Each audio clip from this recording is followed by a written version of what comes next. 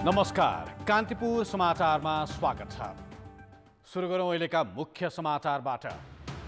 कोभिडका बिरामीसँग शुल्क असुल्ने सरकारको निर्णयले नेकपा भित्रै असन्तुष्टि। वरिष्ठ नेता नेपाल भन्छन् गैर जिम्मेवार कदम, जनचाहनामा निर्णय गरेको स्वास्थ्य मन्त्रीको प्रश्नोक्ति। कर्णाली प्रदेशको विवादमा नेकपाका दुई अध्यक्षका फरक विज्ञप्ति। 4 बुँदे सहमति भएको ओली पक्षको दाबीमा दाहाल पक्षको आपत्ति। किसानले रोपाइँका बेला जस्तै गहुँ छर्ने समयमा पनि रासायनिक मलको अभाव झेल्नुपर्ने। बङ्गलादेशबाट तत्कालै पैँचो ल्याउने भनिएको मलको अत्तोपत्तो छैन। 4.5 करोड जनसङ्ख्या भएको अर्जेन्टिनामा 10 लाख भन्दा बढी सङ्क्रमित। 4 महिनाभित्र भारतको आधा जनसङ्ख्यामा भाइरस फैलिने प्रक्षेपण। र च्याम्पियन्स लिगको नयाँ सिजन सुरु। समूह चरणका 8 खेल आजै।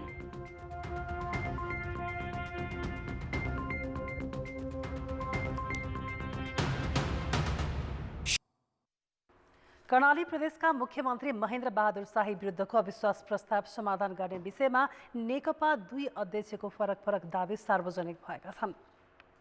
प्रधानमन्त्री निवास बालुवाटारमा भएको छलफलमा अविश्वासको प्रस्ताव फिर्ता लिने गरी सहमति गरेको प्रेस नोट प्रधानमन्त्री केपी शर्मा ओलीको सचिवालयले सार्वजनिक गरेको छ।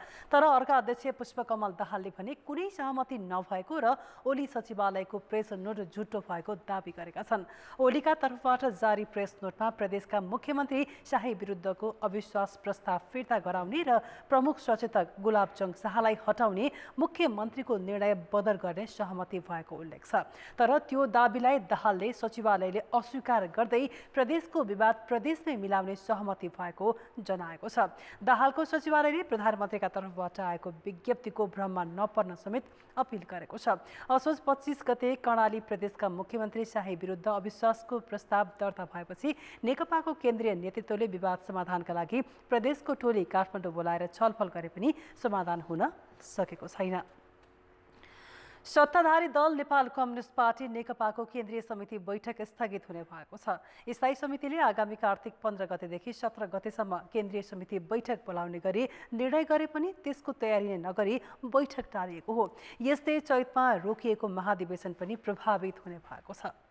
पार्टी भित्रका विद्यमान समस्या हल गरी ठोस राजनीतिक एजेन्डा तय गरेर आगामी चैतमा पार्टी महाधिवेशन गर्न भन्दै बोलाइएको नेकपा केन्द्रीय समिति बैठक नहुने निश्चित भएको छ। स्थायी समिति बैठकले पार्टी एकताका बाँकी काम तत्काल सम्पन्न गरी कार्तिक 15 देखि केन्द्रीय समिति बैठक गर्ने भनेको थियो। सोही अनुरूप सचिवालयले 10 दिनमा पार्टी एकीकरणका बाँकी काम सक्ने गरी प्रस्ताव पेश गर्ने र असोज मसान्तभित्र एकीकरणका बाँकी काम सक्ने भनिएको थियो। तर यो समय संगठन समायोजनका बाँकी काम सक्न भन्दा सत्ताको किचलोमै नेकपा नेतृत्व अल्झियो। प्रधानमन्त्री केपी शर्मा ओलीले पार्टीमा सहमति नै नगरी मन्त्रीदेखि राजदूत नियुक्त र कर्णाली प्रदेशमा आफ्नो पक्षलाई उस्काएर मुख्यमन्त्री विरुद्ध अविश्वासको प्रस्ताव दर्ता गरेको भन्दै अर्का अध्यक्ष पुष्पकमल दाहाल नेतृत्वको खेमा असन्तुष्ट छ। माधव नेपाल समेत रहेको यस खेमाले ओलीको कार्यशैलीमाथि प्रश्न उठाउँदै दबावको रणनीति तय गर्दैछ। नेतृत्वको यही टकरावका कारण संगठन समायोजनदेखि केन्द्रीय समिति बैठकको तयारी नै प्रभावित भएको हो। बैठकको तयारी नहुनुको कारण भने महामारीलाई देखाइएको छ। केन्द्रीय कमिटिको बैठक यतिखेर एउटै हलभित्र आयोजना गर्ने कुरा गाह्रो छ, समस्या छ। किनभने सरकारले 25 जनासम्म भन्दा बेसी भेला नगर्ने भनेको छ। नेकपाले केन्द्रीय समिति बैठकका लागि तोकेको मिति आउन अब 2 साता पनि बाँकी छैन। यता शीर्ष नेताहरू भने कर्णाली प्रदेश विवाद व्यवस्थापनमा आफ्नो स्वार्थ अनुकूल कसरत गरिरहेका छन्। फेरि केन्द्रीय समिति बैठक नेकपा नेतृत्वको टकरावसँग पनि प्रत्यक्ष जोडिएको छ। दाहाल खेमा ओलीमाथि दबाव बढाउँदै जाने र केन्द्रीय समितिबाट छिनोफानो गर्ने सोचमा छ। ओलीले भने बैठक पर नै धकेल्न खोजेको विरोधी खेमाको बुझाइ छ। केन्द्रीय कमिटिको बैठक हुन्छ भन्ने कुनै चाहिँ नि गुन्जाइस छैन, लाग्दैन। किन भन्दाखेरि नेतृत्वमा पनि त्यो केन्द्रीय कमिटिको बैठक बस्नुपर्छ भन्ने चाहिँ उहाँहरूको कुनै पनि चासो पनि देखाएको देख्दिनँ। दुईटै अध्यक्षमा पनि त्यो देख्दिनँ। अब सचिवालयमा पनि त्यो देख्दिनँ। सचिवालयको नेताहरूमा पनि त्यसो भएको हुनाले एकातिर अब कोभिडको महामारी अनि अब चाडपर्वको बेला पनि भयो। यसले गर्दाखेरि चाहिँ मलाई लाग्छ कार्तिकमा चाहिँ नि बैठक नबसिसकेपछि महाधिवेशन पनि अन्यलमा चाहिँ नि अन्यलमा महाधिवेशनको तिथिमिति पनि अन्यल हुन्छ।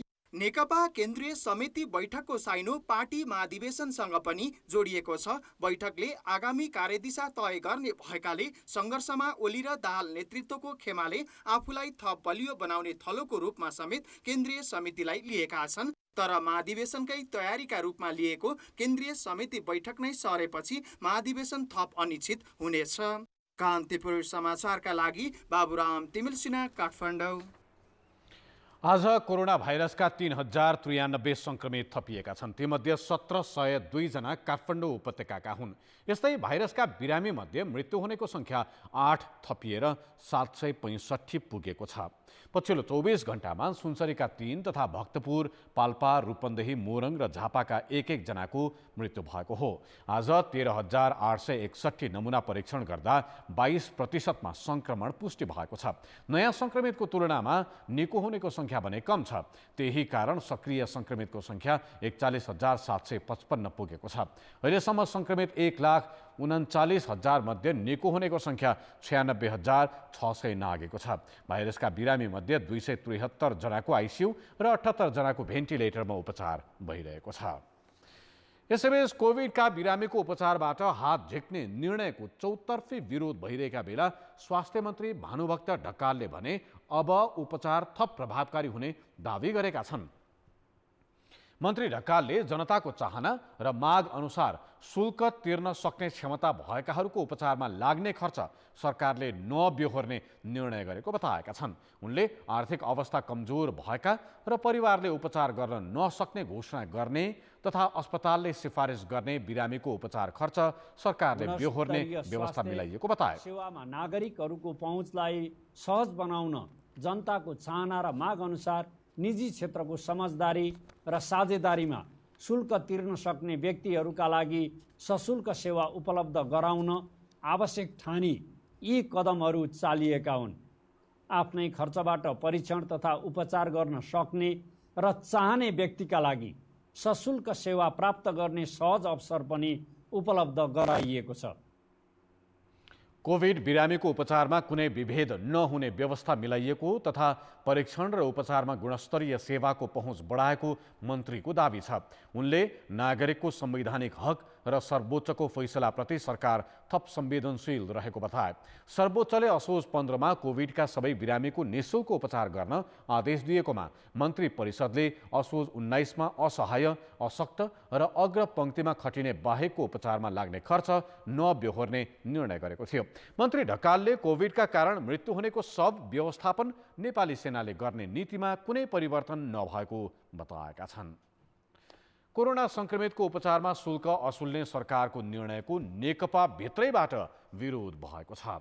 सत्तारूढ नेकपाका वरिष्ठ नेता तथा पूर्व प्रधानमन्त्री माधव कुमार नेपालले संक्रमितको उपचार नगर्ने निर्णयलाई जनताप्रति गैर जिम्मेवार र अनुत्तरदायी भनेका छन्। नेता नेपालले आज एक विज्ञप्ति जारी गरी महामारीका बेला जनताको उपचार गर्ने दायित्व सरकारको भएको पनि स्मरण गराएका छन्। उनले संक्रामक रोग सम्बन्धी विद्यमान कानुनी प्रावधानमै सरकारी दायित्व स्पष्ट रहेको अवस्थामा त्यसलाई बेवास्ता गरिएको आरोप पनि लगाएका छन्। उनले सरकारी निर्णयले आतंक सृजना गरेकाले अविलम्ब फिर्ता लिन माग पनि गरेका छन्। राष्ट्रिय मानव अधिकार आयोगले कोभिडका बिरामीको उपचार खर्च नबेहोर्ने सरकारी निर्णयलाई संविधान र कानुन विपरीत भनेको छ। आयोगले आज एक विज्ञप्ति जारी गरी संविधानमा नागरिकलाई राज्यबाट आधारभूत स्वास्थ्य सेवा निशुल्क प्राप्त हुने सुनिश्चित गरिएकाले कोभिडका बिरामीको निशुल्क उपचारको व्यवस्था गर्न सरकारसँग आग्रह गरेको छ। आयोगले कोभिडका कारण मृत्यु हुनेको शव व्यवस्थापन गर्न पनि सरकारको ध्यानाकर्षण गराएको छ। संविधान र कानुनमा गरिएको व्यवस्था विपरीत कोभिड-19 जस्तो महामारीको उपचारबाट सरकार पन्छिन नमिल्ने आयोगको भनाइ छ। आयोगले संविधान प्रदत्त स्वास्थ्य सम्बन्धी हक सुनिश्चित गर्ने दायित्वबाट राज्य विमुख हुन मिल्दैन भनेको छ। मन्त्री परिषदले असोज 19 मा असहाय, अशक्त, विपन्न र अग्रपन्थीमा खटिने बाहेकका कोभिड बिरामीले उपचार खर्च आफै बेहोर्नु पर्ने निर्णय गरेको थियो। स्वास्थ्य मन्त्रालयले त्यो निर्णय कार्तिक 2 गते सार्वजनिक गरेको थियो। केन्द्र सरकारले हात झिके पनि लुम्बिनी र गण्डकी प्रदेश सरकारले लक्षणसहितका कोरोना भाइरस संक्रमितको उपचार बाबत शुल्क नलिने बताएका छन्। लुम्बिनी प्रदेश सरकारले कोभिडका बिरामीका लागि तोकिएका अस्पतालमा निशुल्क उपचारलाई निरन्तरता दिने बताएको हो। लुम्बिनीमा लक्षणसहितका बिरामीको उपचार गर्न रूपन्देहीको बुटवल र भैरहवा तथा दाङ र बाँकेमा कोरोना विशेष अस्पताल छन्। हामीले एक चरणसम्म चाहिँ यो स्थितिलाई ठेक्न सक्छौँ भन्ने हाम्रो योजनाको आधारमा त्यो हाम्रो चाहिँ तथ्याङ्कको आधारमा हामीले चाहिँ अहिलेलाई चाहिँ निःशुल्क रूपमा नै निरन्तरता दिने निर्णय गरेका छौँ। लुम्बिनी प्रदेशका कोरोना अस्पतालमा अहिले 169 जनाको उपचार भइरहेको छ। यस्तै गण्डकी प्रदेशका मुख्यमन्त्री पृथ्वी सुब्बा गुरुङले प्रदेशका 38 आइसोलेसनमा संक्रमितको निःशुल्क उपचार भइरहेको पनि जानकारी दिएका छन्। ब्रेकपछि स्वागत छ। महामारीका बेला दशैं भत्ता लिएको भनेर चौतर्फी विरोध भएपछि सङ्घीय सांसद र मन्त्री फिर्ता गर्न बाध्य भए। राज्य कोषबाट कामै नगरी दशैं भत्ता लिने 3 लाख भन्दा धेरै छन्। कर्मचारी र शिक्षक मध्ये अधिकांशले चैत यता कामै नगरी तलब लिँदै आएका छन्। उनीहरूले पनि 1 महिनाको तलब बराबर दशैं भत्ता लिइसकेका छन्। कोरोना संक्रमण रोकथामका लागि सरकारले चैत 11 मा लकडाउन गर्यो। त्यसपछि सरकारी कार्यालय, शिक्षण संस्था र सार्वजनिक संस्थान सबैजसो बन्द भए। लकडाउन साउन 6 सम्म कायम रह्यो। त्यस अवधिमा अत्यावश्यक सेवा दिने सीमित कार्यालय मात्र खुले। त्यसमा पनि 2/3 कर्मचारी कार्यालय गएनन्। लकडाउन हटाएपछि पनि सेवाग्राहीको चाप नभएकाले कर्मचारी पालो मिलाएर हाजिर भए। धेरै कर्मचारी सातामा 1 दिन मात्र कार्यालय गए। काम गरे नगरेको कतिबाट अनुगमन छैन। तलब भने कहिल्यै रोकिएन र घटाइएन पनि। संक्रमण रोकथाममा सुरक्षाकर्मी र स्वास्थ्यकर्मी बाहेक निजामती कर्मचारी सीमित सङ्ख्यामा मात्र खटिएका छन्। निकै न्यून सङ्ख्यामा सामुदायिक विद्यालयमा असारदेखि पढाइ भए पनि विद्यालय र विश्वविद्यालयका शिक्षक चैतदेखि नै घरमा छन्।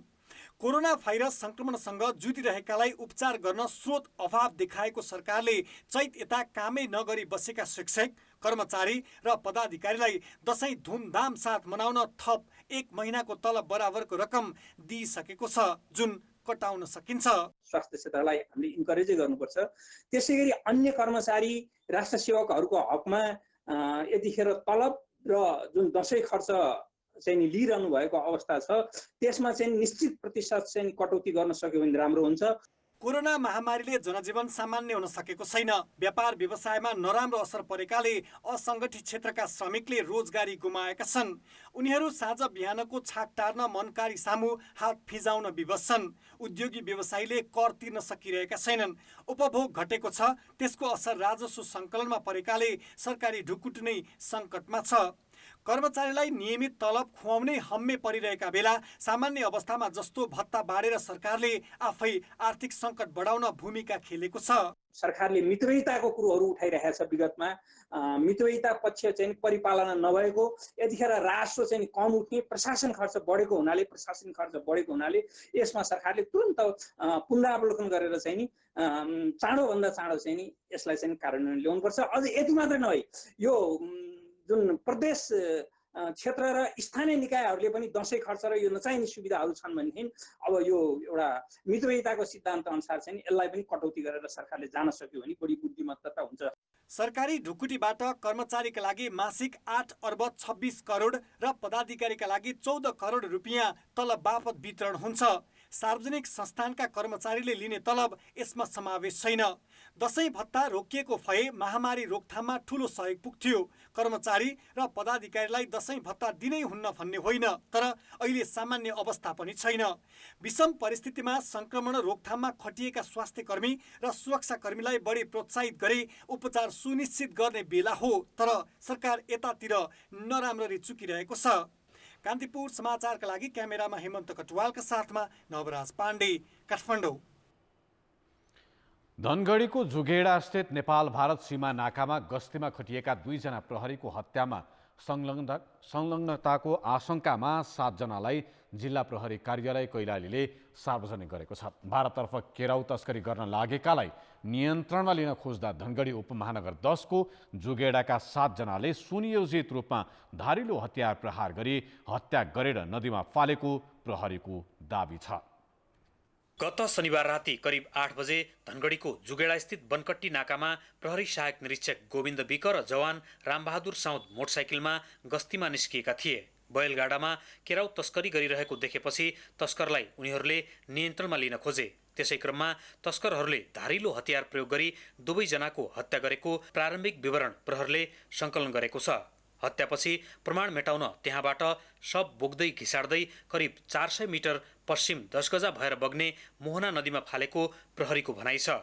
घटनामा स्थानीय पर्कु भनिने रोहित राणा, राजेन्द्र राणा, सुरेश राणा, गब्बर भनिने राजकुमार राणा, रामनिवास राणा, टल्लु भनिने दलराम राणा र गोपाल भनिने राम गोपाल राणाको संलग्नता पुष्टि भएको प्रहरीको दाबी छ। अवैध सामानहरूको तस्करी गरिरहेको समूहलाई रोक्ने र नियन्त्रण लिने क्रममा तस्कर समूहहरूले योजनाबद्ध रूपमा धारिलो हतियार, लाठी लगायतका हतियार प्रहार गरी दुवैजनालाई हत्या गरी मोहना नदीमा लगेर फालेको अवस्थामा प्रसनीको सबभन्दा यो दक्षिणतर्फ चाहिँ सब फेला पर्न गएको हो।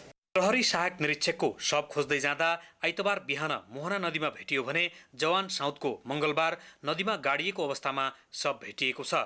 शव भेटिएकै आसपासमा प्रहरीको पेस्तोल, घडी र मोबाइल पनि फेला परेको छ।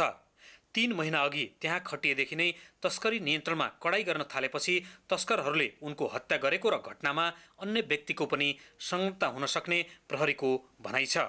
त्यहाँ कार्यरत असै साहबले लामो समय त थिएन, लगभग 3 महिना थियो। उहाँले चाहिँ अवैध चोरी निकासी नियन्त्रणमा उल्लेखनीय भूमिका निर्वाह गर्नुभएको। धनगढीको यो जुगेडा नाकाबाट लामो समयदेखि तस्करी हुँदै आएको थियो। महामारीका कारण गत चैतबाट मुख्य नाकाहरूमा सुरक्षा कडाई पारिएपछि तस्करहरू अवैध नाकामा सक्रिय भएको घटनाक्रमले देखाउँछ। यसै क्रममा नेपालबाट भारत लैजान प्रतिबन्ध गरिएको केराउ ओसारिरहेका भरियाले प्रहरीको हत्या गरे पनि मुख्य तस्कर अरू नै भएको प्रहरीको आशंका छ। कान्तिपुर समाचारका लागि क्यामेरामा सुदीप थापाका साथमा टेकराज जोशी, धनगढी, कैलाली। जनता समाजवादी पार्टीले नेता बाबुराम भट्टराईलाई सङ्घीय परिषद अध्यक्ष बनाएको छ। काठमाडौँमा 2 दिन बसेको पार्टीको कार्यकारिणी बैठकले भट्टराईलाई सङ्घीय परिषद अध्यक्ष बनाउने निर्णय गरेको हो। पार्टी एकता भएको 6 महिनापछि जसपाले भट्टराईको पदको टुङ्गो लगाएको छ। केन्द्रीय समिति अध्यक्ष भने महन्त ठाकुर र उपेन्द्र यादव यथावत छन्। कार्यकारी अधिकार केन्द्रीय समितिमा रहनेछ। काठमाडौँ उपत्यकाका तलेजु मन्दिरमा यसपालि पशु बलि नदिने भएको छ। कोरोना संक्रमणको जोखिमलाई मध्यनजर गरी पहिलो पटक पशु बलि स्थगित गरिएको हो। भक्तपुरको तलेजु मन्दिरमा दशैंको महानवमीमा कालरात्रि पूजाको क्रममा 31वटा राङ्गा, 61वटा बोका र 31वटा हाँसको बलि दिने गरिएको थियो। यसपालि कुनै पनि पशु पन्छीको बलि दिइने छैन। सामान्य पूजा गरी सीमित व्यक्तिको उपस्थितिमा दूरी कायम गरी पशु बलिको सट्टा नरिवल र हाँसको अन्डा फोडिने कार्यक्रम तय गरिएको छ। भिडभाड भएमा संक्रमण फैलिने जोखिम भएकाले मन्दिरमा भक्तजनको प्रवेशमा पनि रोक लगाइएको छ। दशैँमा 31वटा राँगा, 61वटा चाहिँ बोका र 31वटा हाँस बलि दिने गरिन्थ्यो र यसपालि यो कोभिडको चाहिँ महामारीले गर्दा मान्छे भिडभाड नहोस् भन्ने हेतुले त्यहाँ यसपालि बलि चाहिँ रोकियो। तर बलि नदिँदैमा त्यहाँ चाहिँ विधि विधान अनुसार पूजा चाहिँ रोकिएन, पूजा सुरु भयो। अब यो चाहिँ यसले गर्दाखेरि सारा जनतालाई फाइदा होस् भन्ने कुरालाई नै ध्यानमा राखेर गरिएको हो। काठमाडौँको तलेजुका साथै दिगो मन्दिरमा पनि पशु बलि दिइने छैन। महानवमीका दिन काठमाडौँको तलेजु मूलचोकमा 54वटा राङ्गा र 54वटा बोकाको बलि दिने प्रचलन रहे पनि यसपालि दुर्गा भवानीको तान्त्रिक वैदिक पूजा र कालरात्रि पूजामा कुबिन्द र नरिवल प्रयोग गरिनेछ। कालरात्रि पूजामा पशु बलि रोक्न लागि यो पहिलो पटक हो। अहिले पनि हामीले त्यो कालरात्रि पूजा गर्छौँ, त्यसलाई यथावतै छ। यदि बोका भने हामी अन्यत्र कुनै जस्तो कुमिन्डो हुन्छ, नरिवल हुन्छ, त्यो प्रयोग गर्न पनि सक्छौँ। र नवमीको दिन 54 राँगा 54 बोका त्यो हाम्रो चाहिँ दिउँसो 11-12 बजीतिर हाम्रो त्यो हुन्थ्यो पहिला चाहिँ। अब अहिले त्यो नहुने सम्भावना कमै छ भनौँ न। यो कोरोनाकोले गर्दाखेरि त्यो अष्टमी कालरात्रिका 54 राँगा 54 बोका र नवमीको 54 राँगा 54 बोका चाहिँ नहुने सम्भावना कमै छ भन्नुपर्छ। कोरोना महामारीका कारण यसपालि देशैभरका तलेजु मन्दिर तथा अन्य शक्तिपीठमा पनि पशु बलि नदिन र यसको विकल्प अपनाउन गुठी संस्थानले आग्रह गरेको छ। शरीर माध्यम खलु धर्म साधनम भन्छ क्या, शरीरको माध्यमबाट सबै धर्महरू साधन गर्ने हो। अब शरीरलाई चाहिँ पहिलो प्राथमिकता दिने पर्यो, जोगाउनै पर्यो। त्यसैले अहिले यो महामारी कथम कदाचित फैलियो, समाजमा कम्युनिटीमा फैलियो भन्दाखेरि त अब संस्कृति बचाउने भनेर बसेर त भएन। त्यसैले यसको हाम्रो फेरि धर्म संस्कृतिमा विकल्पहरू पनि छन्, वैकल्पिक कुराहरू जान पनि सकिन्छ। बलि प्रथा भने स्वभावले अब भिडभाड हुने, मान्छेहरू जमघट हुने हुन्छ नै, त्यो नगरिदिनुहोस् भन्ने अनुरोध हो।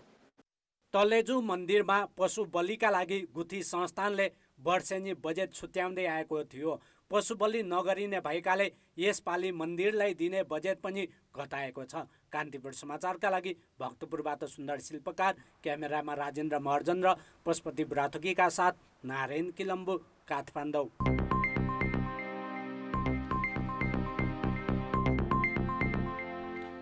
किसानले रोपाइँका बेला जस्तै गहुँ छर्ने बेला मङ्सिर महिनामा पनि रासायनिक मलको अभाव झेल्नुपर्ने देखिएको छ। ठेकेदार मार्फत किनेर ल्याउन कृषि सामग्री संस्थान असफल भएपछि सरकारले बङ्गलादेशबाट तत्कालै ल्याउने भनेको पैँचो मल पनि अनिश्चयमा धकेलिएको छ। सम्भावित अभाव टार्न के गर्ने भन्ने योजना कृषि मन्त्रालयको नेतृत्वसँग अहिले पनि छैन। रोपाइँका बेला किसानले रासायनिक मलको चर्को अभाव झेले। 5 किलो मलका लागि कृषि सहकारीमा 2000 भन्दा बढी किसानको लाइन लाग्यो, तर लाइन बस्ने सबैले पाउन सकेनन्। अभाव चुलिएका बेला ठेक्का पाएका कम्पनीले आपूर्ति गर्न सकेनन्। कुनै विकल्प नभएपछि प्रधानमन्त्रीकै तहबाट पहल गर्नुपर्ने स्थिति आयो। प्रधानमन्त्री केपी शर्मा ओलीले भदौ दोस्रो साता बङ्गलादेशकी प्रधानमन्त्रीलाई फोन गरी पैँचोमा 50,000 टन युरिया मल उपलब्ध गराउन आग्रह गरे। बङ्गलादेशबाट पैँचो मल तत्कालै आउने भनिएको थियो। कृषि सामग्री कम्पनीले ढुवानीका लागि ठेक्का नै दिइसकेको थियो, तर करिब 2 महिना हुन लाग्दा समेत पैँचो मल कहिले आउँछ भन्ने अत्तो पत्तो छैन। किनभने नेपालले मागे जति बङ्गलादेशले दिने निर्णय गरेको छैन। पैँचोका लागि समझदारी गर्न सरकारले पठाएको मस्यौदामाथि बङ्गलादेश अझै अनिश्चित छ। नेपाल सरकारले बङ्गलादेश सरकारसँग सापटीमा लिन लागेको युरिया 50,000 मेट्रिक टन छ। त्यो युरिया पनि अहिले करिब सम्झौताको अन्तिम चरणमा छ। हामीले त्यो मल ल्याउनलाई ब्यागिङ, क्लियरिङ, फरवर्डिङ लगायतका कार्यहरू गर्नलाई हामीले ठेक्कापट्टा गरिकन सम्झौता गरेर यसको एलसी करिब ब्याङ्कलाई एलसीको लागि पत्राचार गरेका छौँ। भोलि त्यो एलसी पनि खुलिसक्छ। र हामी एकदमै रेडी पोजिसनमा छौँ। बङ्गलादेश सरकारले मल दिन्छु भन्ने बित्तिकै हामी त्यो मल लिएर आउँछौँ। अर्कातिर बङ्गलादेशमै उत्पादनभन्दा मलको माग बढी छ। वार्षिक 15 लाख टन युरिया मल उत्पादन हुने बङ्गलादेशमा 25 लाख टन माग रहेकाले पैँचो मल आउँछ भनेर विश्वस्त हुने आधार नै देखिँदैन। त्यही कारण गहुँ छर्ने बेलामा पनि अभाव सामना गर्नुपर्ने आकलन मन्त्रालयले नै गरिसकेको छ। मन्त्रालयले यस अवधिमा सम्झौता अनुसार मल नल्याएकाले 2वटा कम्पनीसँगको ठेक्का तोड्न लगायो। उसले अहिले 20,000 मेट्रिक टन डिएपी र 10,000 मेट्रिक टन पोटासको जिम्मा लिएको भारतीय कम्पनी आइपिएल र अन्य विदेशी कम्पनीलाई छिटो ल्याउन ताकेता गर्ने बाहेक सम्भावित अभाव टार्नका लागि ठोस कदम चालेको छैन। रोपाइँका बेला किसानलाई मल दिन नसकेको मन्त्रालय फेरि पनि अभावमा मुखदर्शक हुने देखिएको छ। यो धेरै पुरानो दीर्घ रोग नै हो, किनभने अब हाम्रो चाहिँ कस्तो भने मन्त्रीहरू अनि यसको नेतृत्वले चाहिँ यसको राजनीतिक जिम्मा नलिने, उनीहरू कार्यकारी जस्तो व्यवहार नगर्ने, अब स्थायी छ भनिने सरकार चाहिँ पुरै खेला लागो भुत्ते हतियार जस्तो छ। यसबाट धेरै पार लाग्दैन। मल खरिदका लागि 11 अर्ब सरकारी अनुदान छ। यस्तै कुन सिजनमा कति मल चाहिन्छ भन्ने जानकारी नभएको पनि होइन। यसका बावजुद अग्रिम व्यवस्थापन गर्न नसक्नुले कृषि सामग्री कम्पनी र कृषि मन्त्रालयको नेतृत्वको क्षमतामाथि नै गम्भीर प्रश्न उब्जिएको छ। कान्तिपुर समाचारका लागि क्यामेरामा विनोद कोजुका साथ सुमन पन्थ, काठमाडौँ। शेयर बजार मापन गर्ने परिसूचक आज दोहोरो अङ्कले बढेको छ। नेप्से परिसूचक 13 अङ्कले बढेको छ भने 1.25 अर्बभन्दा बढीको कारोबार भएको छ। 12वटै समूहले परिसूचक बढाएका छन्। परिसूचक 1583.60 अङ्क कायम भएको छ। जीवन बीमा समूहको परिसूचक सबैभन्दा धेरै 78 अङ्कले बढेको छ। यस्तै निर्जीवन बीमा समूहको परिसूचक 77, जलविद्युत समूहको परिसूचक 28 र वाणिज्य ब्याङ्क समूहको परिसूचक 8 अङ्कले बढेको छ। 50,24,000 किता सेयर 1 अर्ब 27 करोड 18 लाख रुपियाँमा किनबेच भएको छ। वैदेशिक रोजगार विभागले ललितपुरको पुल्चोक स्थित मुनलाइट इन्टरनेसनल प्रणाली सिल गरेको छ।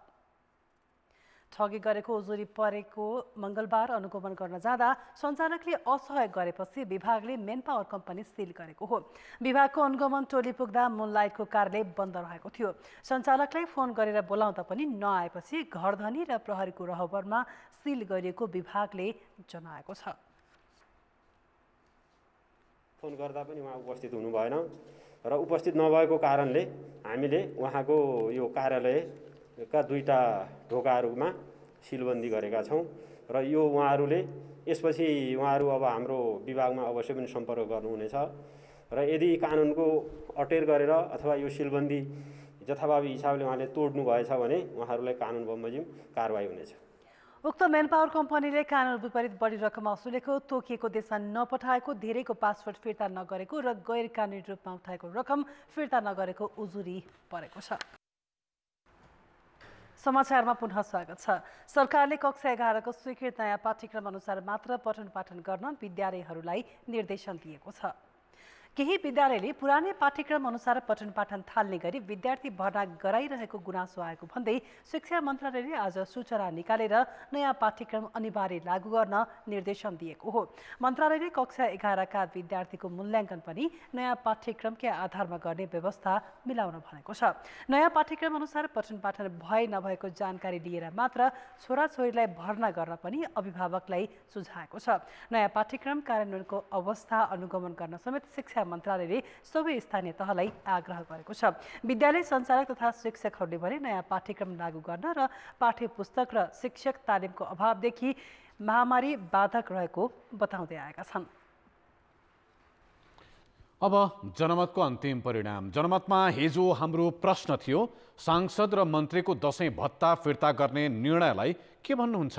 ए दबावको परिणाम, बी लोकप्रियताको खोजी र सी पहिल्यै सोच्नु पर्थ्यो। जनमतको अन्तिम परिणाम यस्तो छ। ए दबावको परिणाममा 45%, बी लोकप्रियताको खोजीमा 36% र सी पहिल्यै सोच्नु पर्थ्योमा 19% मत प्राप्त भएको छ। अब आजको प्रश्न। जनमत। बङ्गलादेशबाट पैँचो ल्याउने भनिएको मल किन अझै नआएको होला? ए कमजोर कूटनीति, बी तयारी बिनाको घोषणा र सी ठेकेदारको चलखेल। जनमतको अन्तिम परिणाम भोलि साँझ 8 बजेको कान्तिपुर समाचारमा प्रसारण गर्नेछौँ। कृपया NEWS न्युज स्पेस AB वा C टाइप गरी 34001 मा SMS गरी आफ्नो मत व्यक्त गर्नुहोला। अब जनताको आवाज। हामीले प्युठानमा सोधेका थियौँ, पछिल्लो समय महिला हिंसाका घटना बढिरहेका छन्। यस्ता घटना न्यूनीकरण गर्न के गर्नु पर्ला?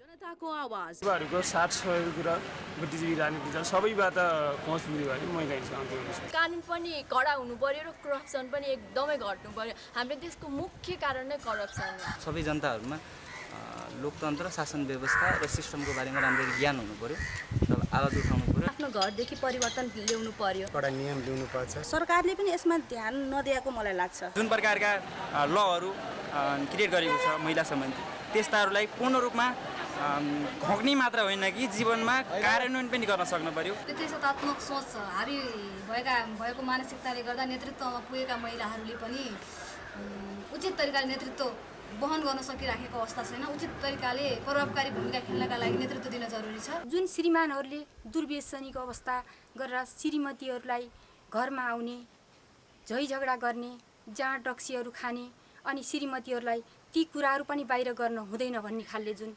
अभिव्यक्ति गरिरहनु भएको हुन्छ, त्यस्तो कुराहरूलाई बाहिर ल्याउन आवश्यकता छ।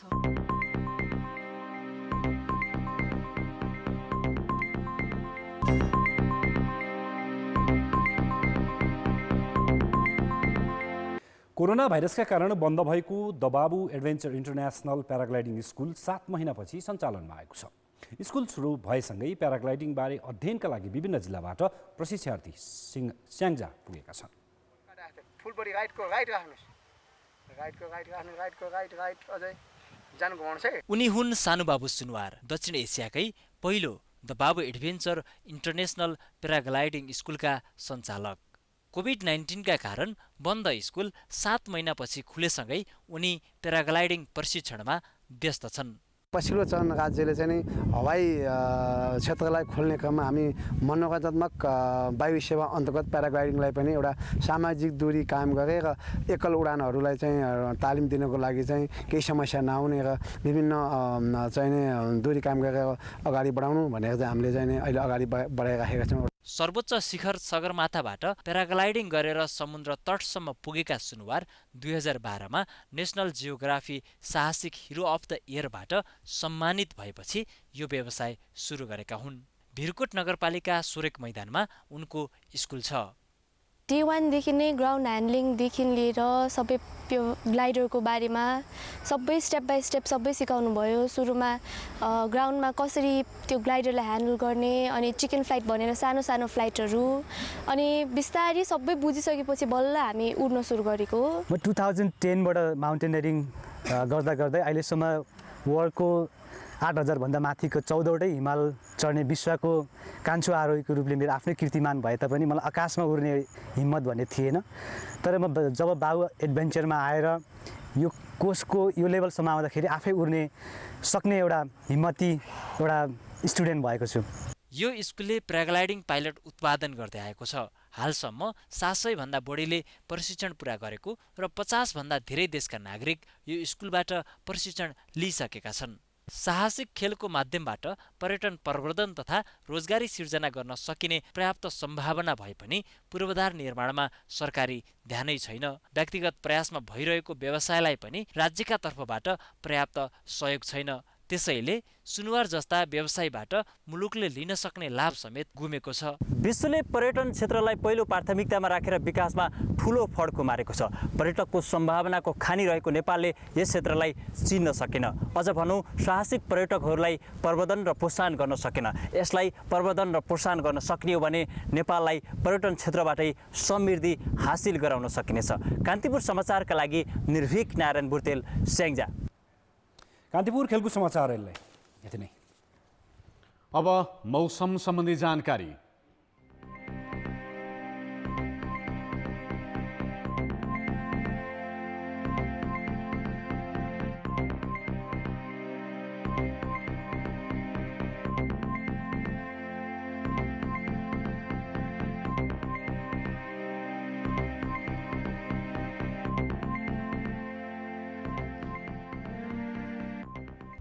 कान्तिपुर समाचार अहिलेलाई सकियो। यस पश्चात कार्यक्रम सरोकार प्रसारण हुनेछ।